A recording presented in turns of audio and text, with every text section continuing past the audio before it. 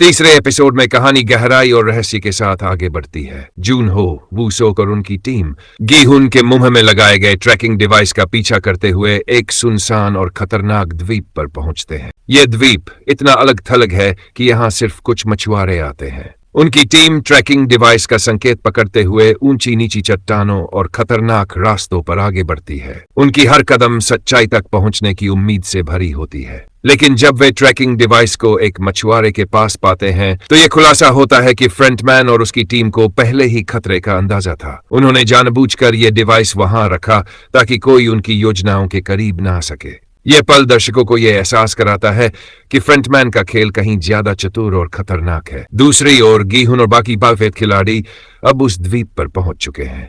एक तेज और डरावनी अलार्म की आवाज से उनकी नींद टूटती है। वे खुद को हरे जंपसूट में पाते हैं जिनके बाईं ओर उनके खिलाड़ी नंबर सिले हुए हैं। सभी को एक बड़े कमरे में इकट्ठा किया जाता है जहां गार्ड्स उनका स्वागत करते हैं। गार्ड्स खेल के नियम बताते हैं।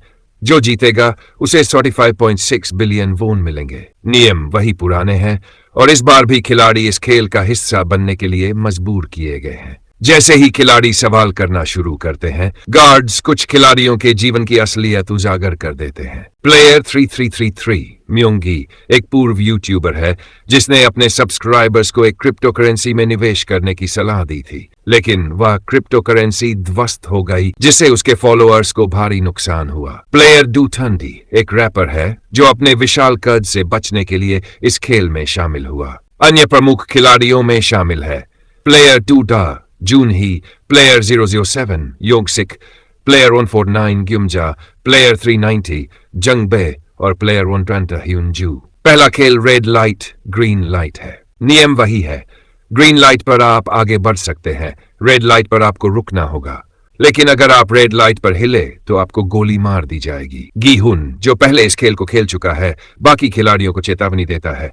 वह कहता है कि रेड लाइट के दौरान अगर कोई हिला तो उसे गोली मार दी जाएगी। पहले तो लोग उसे गंभीरता से नहीं लेते, लेकिन जैसे ही एक खिलाड़ी को उसकी आंखों के बीच गोली मारी जाती है, खौफ पूरे माहौल में छा जाता है। इस दौरान थानोस खेल का फायदा उठाता है। वह नशे की गोली लेकर खुद को और खतरनाक बना लेता है। खेल के दौरान वह जानबूझकर कुछ खिलाड़ियों को धक्का देता है जिससे वे गिर जाते हैं और मारे जाते हैं। उसकी इस हरकत से खेल और भयावह हो जाता है। गीहुन और ह्यूनजू खेल के आखिरी पलों में एक घायल खिलाड़ी की मदद करते हैं, लेकिन जैसे ही वह खिलाड़ी लाइन पार करता है, गार्ड उसे मार देते हैं। यह घटना खिलाड़ियों और दर्शकों को झकझोर कर रख देती है। पहले खेल के अंत तक 91 खिलाड़ी मारे जाते हैं और 365 खिलाड़ी बचते हैं। खून से सना यह खेल सभी को गहरे सदमे में डाल देता है। गीहुन अपने अनुभव का इस्तेमाल करते हुए गार्ड्स को याद दिलाता है कि खिलाड़ियों को क्लॉज 3 के तहत यह अधिकार है कि वे वोट कर सकते हैं और खेल रोक सकते हैं। वह सभी को समझाता है कि अगर वे खेल जारी रखते हैं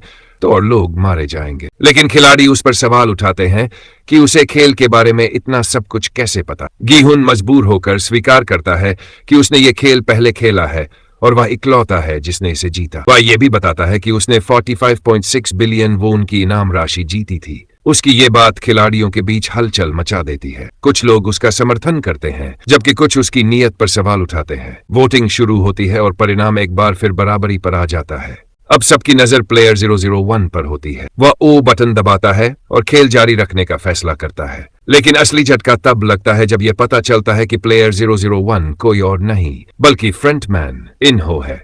उसने यह फैसला गीहुन को यह दिखाने के लिए लिया कि इस दुनिया में पैसा ही सबसे बड़ा सत्य है और हर कोई लालच के लिए आगे बढ़ता है। तीसरा एपिसोड कई खतरनाक मोड़ों, गहरे रहस्यों और मौतों से भरा हुआ है।